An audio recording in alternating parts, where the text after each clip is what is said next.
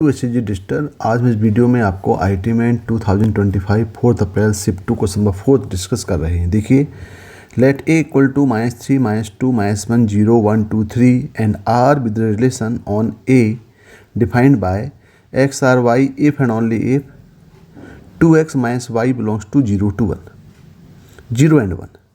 Let L be the number of elements in R and let M and N be the minimum number of elements required to be added in R to make it reflexive and symmetric relations respectively. Then the value of L plus M plus N is equal to, तो यहाँ पे एक set दिया हुआ है A equal to -3 -2 -1 0 1 2 और 3 और एक रिलेशन R है जो डिफाइन है 2x - y 0 और 1 होगा।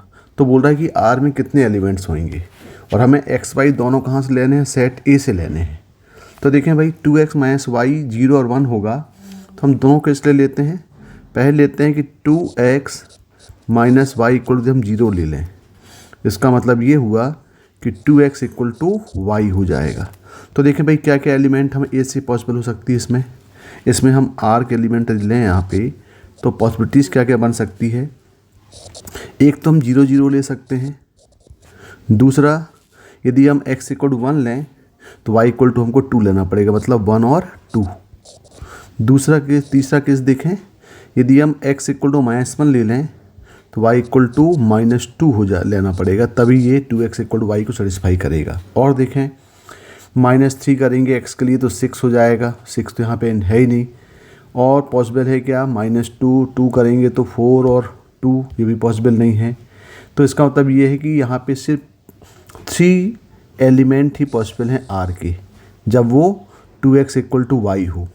दूसरा केस हम लेके चल रहे हैं कि यदि 2x - y इक्वल टू 1 हो जाए, तो 2x - y इक्वल टू 1 हो जाए, यानी 2x इक्वल टू ये हो जाएगा 1 + y। तो देखें यहाँ पे हम R की क्या क्या पॉसिबल वैल्यूज ले सकते हैं। यदि हम x इक्वल टू 1 लें तो y इक्वल टू हमको 2 लेना पड़ेगा। एक तो 1 1 सेटिस्फाई करेगा, तो देखें एक तो 1 1 सेटिस्फाई कर रहा है। दूसरा देखें, यदि हम x इक्वल टू 2 ले लें तो 2 2 4 हो जाएगा, तो यहाँ पे हम y इक्वल टू 3 लेना पड़ेगा, तो 2 3 हो गया। नेक्स्ट देखें, यदि हम x इक्वल 0 ले लें तो y इक्वल टू 1 लेना पड़ेगा, y इक्वल टू हमको y इक्वल टू -1 लेना पड़ेगा, तब सेटिस्फाई करेगा 0 और -1।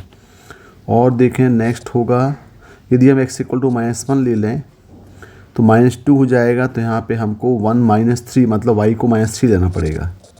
और देखें और पॉसिबल वैल्यूज है क्या, 0 लेंगे तो 0 1 ले लिए हैं और वैल्यू पॉसिबल नहीं है। यानी टोटल जो number of elements in R हो गए, यानी total number of elements in R। तो देखिए पहले R में देखें क्या क्या एलिमेंट आ गए यहाँ पे। टोटल होगा यहाँ पे, एक तो हो गया 0 0, एक हो गया 1 2, एक आ गया -1 और -2, एक मिल गया 1 1, एक हो गया 2 3, नेक्स्ट हो गया 0 और -1 और फिर हो गया -1 और -3। यानी टोटल एलिमेंट्स कितने हो गए, ये 7 हो गए। तो यहाँ पे जो क्वेश्चन दिया हुआ है कि L is the number of elements in R, तो यहाँ पे जो L की वैल्यू होगी, L इक्वल कितना हो जाएगा, टोटल ये 7 हो जाएगा। एक पार्ट तो आ गया। अब नेक्स्ट पार्ट क्वेश्चन क्या बोल रहा है कि late M and N be the minimum number of elements required to be added in R to make it reflexive and symmetrical। अब देखिए यहाँ रिफ्लेक्सिव क्या होता है। यदि हम देखें यहाँ पे रिफ्लेक्सिव के लिए, तो यहाँ पे यदि हमारे पास यानी अपने आप से जैसा होना चाहिए, मतलब यदि x R x है तो x का अपने आप से रिलेशन होना चाहिए, इसको बोलेंगे रिफ्लेक्सिव। और सिमेट्रिक में देखें, सिमेट्रिक में क्या होगा, यदि हमारे पास x R y के साथ कनेक्टेड है तो हमको y को x के साथ भी हमें कनेक्टेड दिखाना पड़ेगा। तो देखें यहाँ पे ज़रा, यदि हम यहाँ पे A का रिफ्लेक्सिव सेट बनाएं, A के एलिमेंट्स का, तो क्या क्या बनेंगे यहाँ पे।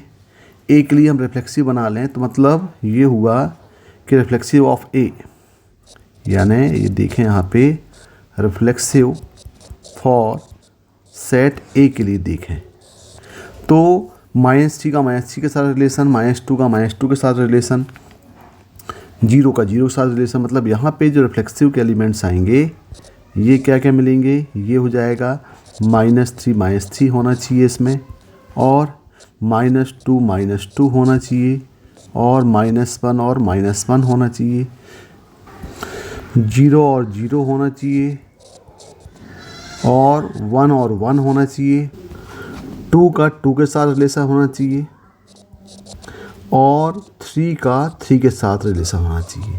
ये एलिमेंट आर में प्रेजेंट होना चाहिए। तो अब यहाँ पे हम चेक करें कि भाई 0 0 तो प्रेजेंट है, देखिए यहाँ पे 0 0 तो यहाँ पे प्रेजेंट है, ठीक है, और 1 1 भी प्रेजेंट है।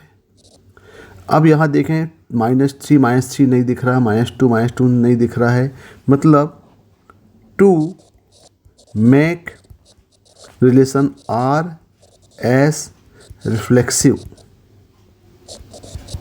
we have to add on R। क्या क्या ऐड करना पड़ेगा हमको, यहाँ पे हमको ऐड करना पड़ेगा, एक तो ऐड करना पड़ेगा -3 और -3, फिर ऐड करना पड़ेगा -2 और -2, -1 और -1, 0 0 1 1 तो ऑलरेडी है, 2 and 2, और 3 और 3, यानी हमें टोटल एलिमेंट ऐड करने पड़ेंगे 1 2 3 4 5, यानी यहाँ पे जो m है ये m इक्वल टू कितना आएगा, 5 आएगा।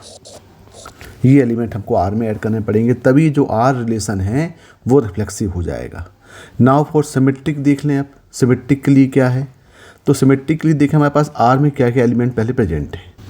तो R के एलिमेंट में हमको क्या क्या ऐड करना पड़ेगा, क्योंकि हमने पढ़ा हुआ थी x आर वाई कनेक्टेड है, तो वाई आर के साथ भी एक्स के साथ भी कनेक्टेड होना चाहिए। तो देखो 0 0 तो ठीक है, यानी हमारे पास 1 2 है, तो यहाँ पे 2 1 भी प्रेजेंट होना पड़ेगा। एक तो ये ऐड करना पड़ेगा, यदि -1 -2 है तो हमें -2 -1 भी लाएंगे तभी ये रिफ्लेक्सिव होगा, ये भी हमको ऐड करना पड़ेगा। 1 1 तो ऑलरेडी इटसेल्फ सिमेट्रिक है ये। इसके बाद देखें 2 3 है तो हमको 3 और 2 भी लाना पड़ेगा, ऐड करना पड़ेगा। यहाँ पे 0 -1 है तो -1 और 0 भी हमको ऐड करना पड़ेगा, और यहाँ पे -1 -3 है तो हमको -3 और -1 भी हमको ऐड करना पड़ेगा। यानी टोटल R को सिमेट्रिक होने के लिए ये 5 एलिमेंट्स हमको ऐड करने पड़ेंगे। तो यहाँ पे n इक्वल टू भी कितना आएगा, ये 5 आएगा, तभी R क्या होगा, सिमेट्रिक होगा। तो क्वेश्चन में जो पूछा है कि L + M + N वैल्यू पूछा है, तो L कितना है, टोटल 7 आ गया, M आ गया 5 और N भी 5, यानी टोटल इसका सम जो है वो कितना होगा, 17। तो इसका जो आंसर है वो आंसर कितना होगा, 17 आंसर होगा भाई, यानी 2 होगा। Okay, thank you.